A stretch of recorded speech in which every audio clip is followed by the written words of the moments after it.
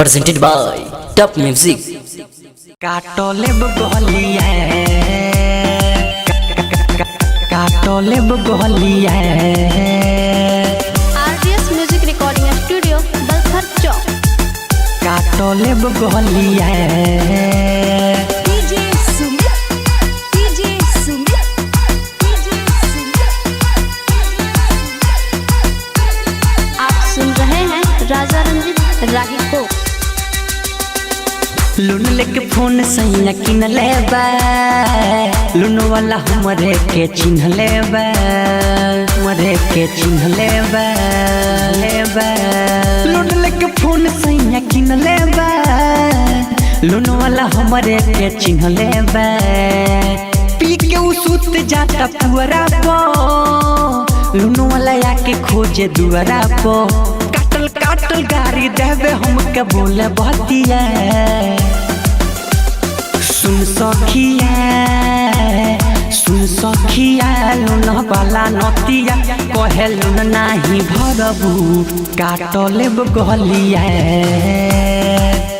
कहे लुन नाही भरबू काटले बगलिया काटले बगलिया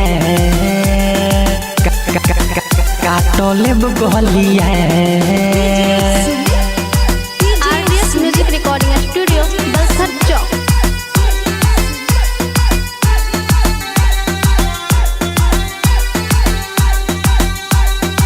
आप सुन रहे हैं राजा रंजीत राही को। काटले बगलिया एक तो करजा से बाटे देहिया तो पाए ओकर न कुछु बुझाला हो का कही सखी सैया के चलावा हमर न तन को सोहाला हो शादी कह के हम रोई दिन रात ये सखी लागे अगु हमसे कहिले बात ये सखी कहियो मार जाई लोन वाला सखी भजिया सुन सखिया लोन वाला नतिया कहे लोन नाही भरबू काटले बगलिया काटले बगलिया काटले बगलिया। RDS music recording studio Balthar चौक।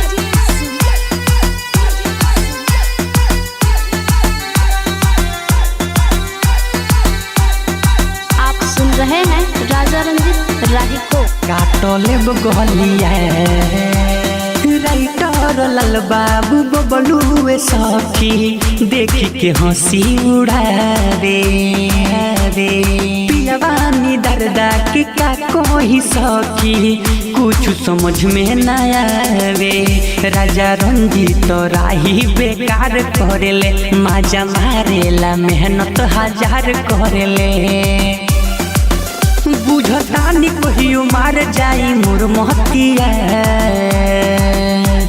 सुन सखिया लुन वाला नतिया कहे लुन नाही भरबू काटले बगलिया। RDS music recording studio Balthar चौक।